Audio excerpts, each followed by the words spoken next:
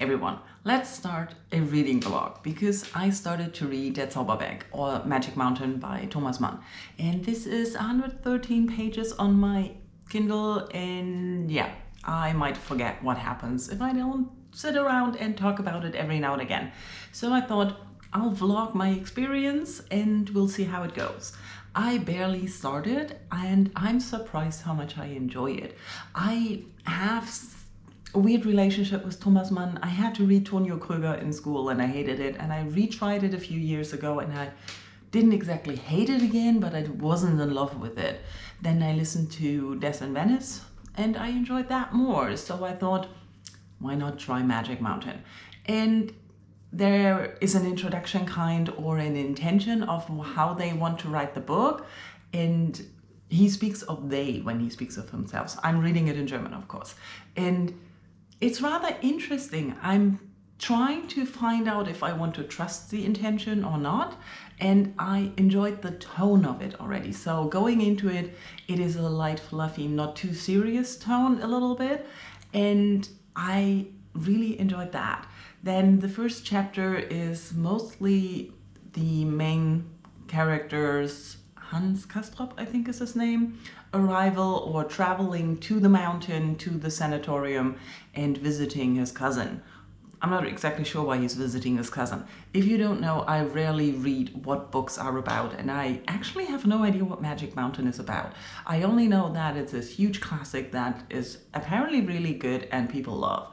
So the beginning is traveling to the mountain from Hamburg, and it's rather interestingly described, and the thoughts of what travel does to a body and to the situation of oneself, taking you out of your everyday life and putting you into new situations and a new environment, and thus having an effect on you. And I enjoy that.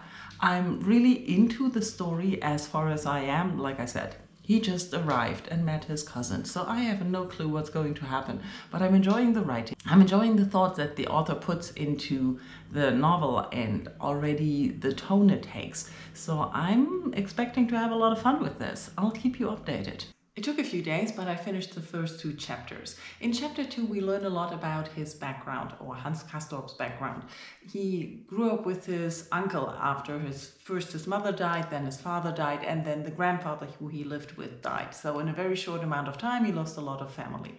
And then he grew up with the consul, who was his uncle, and we learn that he's not the most ambitious character. The authors try very hard, or the narrators try very hard not to say that he's mediocre, and they keep pointing that out. But he's not very intelligent, he doesn't really crave work, but it's obvious, even though he comes from a family of some form of wealth and status, that he cannot live off the money he has alone. So he needs to work to support his standard of living. And he started to be in engineering and shipping or something. And so that's where he's at right now. He's not overly ambitious, he's not overly clever, but he's somewhat sickly. So when he works a lot, he gets pale and weak.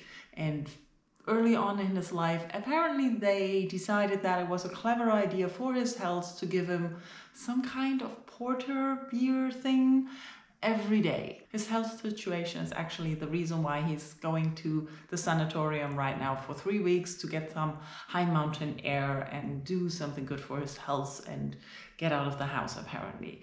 And yeah, so that's where we're at right now. Chapter 3 is introducing us more to the daily life at the sanatorium and the other inhabitants. We learn that there's basically a daily routine that flips around or alternates between eating, going for walks, lying down in the balcony, and then going back to have food in the big dining hall with everyone else. We also meet other people who are there, and there's one character called Settembrini who feels like an opposition or counterpoint, who brings up ideas and an opposing opinion, challenging opinion towards our main character, Hans Castorp. They talk about illness and time, the meaning and the experience of time and the expression of illness. There are some thoughts around there that don't feel quite finished, but more as an introduction. I also feel that with the beginning of chapter 4, we are getting more of the happenings at the sanatorium, the daily routines, the routines of experiences, and Hans Castorp getting more used to what is going on, feeling a little bit down. I have the feeling that the book is trying to make a point that the sanatorium isn't exactly making people healthier, but increasing their illness. But that just at the beginning and a flighting idea. We especially see this in Hans Castorp feeling more and more exhausted, and then one day he goes onto a walk because he feels like this lying around can't be good. But on this walk he's getting all woozy, he's getting a nosebleed, he's getting all shaky, and really overexerts himself. I don't know if it might have to do with the height of the sanatorium. That is completely left out of the discussion so far. There also is an introduction of the topic of love. So I'm almost at the end of chapter 4 right now, barely 20% in the book, but it feels that there is an idea of what's going on with Hans Castorp and maybe one of the inmates is the wrong word, the other patients that are at the sanatorium. I'm curious to see where it will go, but I have to say I'm progressing much slower than I had hoped. I don't know, I can't focus, I keep falling asleep, and it's regrettably because the book really is fun to read. I had not expected that. I don't know what I had expected, but definitely not what I'm getting, and I'm actually enjoying it. So let's see what the rest of the 80% of the book brings. So 900 pages, I think. I knew it. At the end of chapter 4, Hans Castorp comes down with a cold, and the doctors examine him for the first time and immediately they find something they call a wet spot and some healed old intrusions or something that he had in his lungs that they want to check out more. So basically saying he's been sick before and now that he's come to the sanatorium, it shows. They have this saying where they say that the high mountain air can be good against the disease, but also good for the disease. I'm not quite sure where that is going, but that was an interesting factor. And so at the beginning of chapter 5, we find Hans Castorp confined to bed for 3 weeks, doing nothing but lying around, getting a few visitors, and basically enjoying not having to go back to Hamburg and start working. I don't have the feeling that he minds being sick and staying there outside of real life. We'll see. And it's been days. The end of chapter 5 kind of dragged. Nothing much really happened or changed. Things kept on going like they were before forever. Daily routines, we got some more knowledge about what's going on at the sanatorium, we got to know the people better. We watched Hans Castorp being a little bit stupid and embarrassing at some points, and yeah, I didn't feel like things progressed much. There were some interesting aspects of writing is still great, but I got bored. And then the end of chapter 5 neared. It's also the end of the first part, and Hans finally talks to his love interest, Claudia Chauchat, I think it's pronounced, and things finally progressed, and then about 10 pages turned French conversation. I kid you not, my edition doesn't have any translation. It's German, the original, and then of course apparently the original conversation, because they talked in French, because she's Russian and he's German and that's the common language apparently you have, but there was no translation. And I have some rudimentary skills in French from school. That's been a long time ago. I could follow the conversation superficially. Reading on Kindle helped me with looking up some words that I couldn't really grasp. And I think I followed the story, but I can't lie, that was a downturn for understanding and enjoyment. And I am going to take a break a little bit from Magic Mountain before I start with part 2, because I'm not really in a reading mood for this slow read. I'm kind of regretting that I can't find a German audiobook. There's an English translation that's unabridged, that's about 40 hours, and I think I would enjoy this book a lot more if I could just listen to it. Quick update before I have to go to work. I finished chapter 6 this morning in bed, and it took me quite a while. After a break, I picked up the book again, and I kind of got back in the swing of reading, and I thought it was going to be all about how Hans Castorp is going more in the direction of being more knowledgeable and educating himself up in the mountain and in the hospital and getting a better person. And it's juxtaposed to his cousin, who really just wants to go back down the mountain, go back, become a soldier, and rejoin life as it is. But then things took turns and it got more philosophical again. Some talks, political talks, philosophical talks, talk about time, and there were endless discussions. We have a new character that was introduced as an opposition to Mr. Settembrini. It's Naftal is his name, and they have endless verbal fights about topics, and that lost me. I have to admit, there were chapters or parts in the chapter that I flew through, that I was just engaged with the story, with the characters, but there were other sections where I just couldn't pay attention, and I felt like falling asleep every other paragraph. I don't know.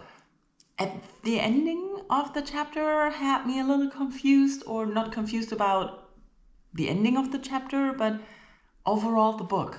I feel like in chapter 6, I completely lost understanding what the book is about. I really don't know where this wants to go, what it wants to tell me, and what it wants to be. I've definitely decided that I need to check up and read some books about that. Or rather, probably I'll just scoop down to reading the Wikipedia article with some interpretations. But anyways, I cannot interpret this and understand it on my own. Definitely have that figured out. But there's one more chapter to go, about 300 pages with a lot of subsections again, and I really don't know what's going to happen next. And I finished the book. The last chapter, chapter 7, wraps up things a little bit, round away, not directly. We have the narrators taking more control of the narration again, summing up things, pointing out others, and commenting a lot more than in the recent chapter, at least as far as I remember. I also thought at some point that we will watch Hans Castorp become more bored and annoyed with life on the mountain and the monotony and ready to rejoin reality, let's say like that, and let go of his escapism from responsibility, how it always felt to me. But we also see different characters appear that we hadn't seen in a long while or hadn't seen before, events happening that are not expected and I didn't see coming, and in the end, even though he leaves the mountain, he doesn't leave it in the way that I expected. I can say now that the last chapter was more captivating, it was faster paced, but it also had some dragging moments. Overall, the book had some really nice aspects that I enjoyed. The commentary on time, the active participation of the narrators as commentary and also guiding you through the story and talking about narrative, and also how the whole book is constructed. I didn't like as much the many characters, it got confusing at some points. Also the philosophical, political discussions of Settembrini and Naftal, they lost me, I must admit that. Those parts I drifted through. Others I really didn't know what was going on, like the whole snowstorm episode or the conversation in French was a little bit confusing.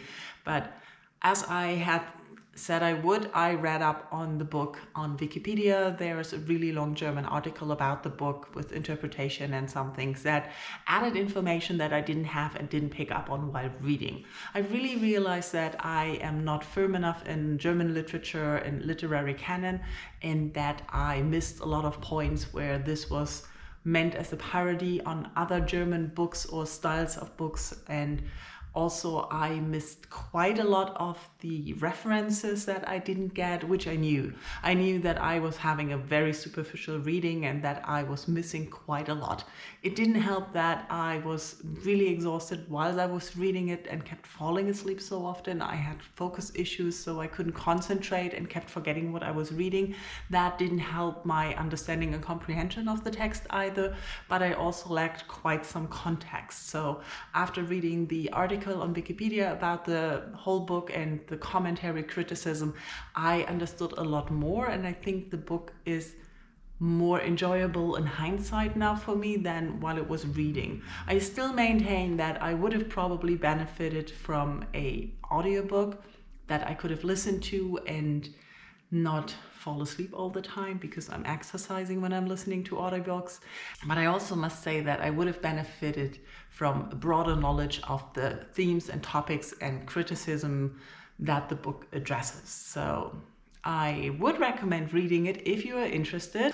I think if you have a better understanding, or if you have an understanding of the time, the socio-political situations, and also the literary German canon of that time when the book was written in the early 1920s, that would help understanding. With reading comprehensive or additional text, I always don't know. I don't like to read them beforehand, but if you don't mind that you kind of know spoilers about the story, because it's not the detailed parts of the story you get in the interpretations, but more the context that I was lacking, I would recommend reading that first. Read a little bit up on what the book is addressing, the themes, the topics, the criticism, the interpretations, and the characters. Maybe then you will enjoy it more on your first read than I did. Otherwise, I think this is a book that definitely gets better with deeper reading, which I'm not interested in right now, but might do in the future. So let me know if you have read Magic Mountain, either in German, English, or any other language, and what you've thought, your reading experience, if you felt like me with the first reading a little overwhelmed and not completely understanding everything, or what you enjoyed or didn't enjoy. Let's talk in comments. Thank you for watching. Bye bye.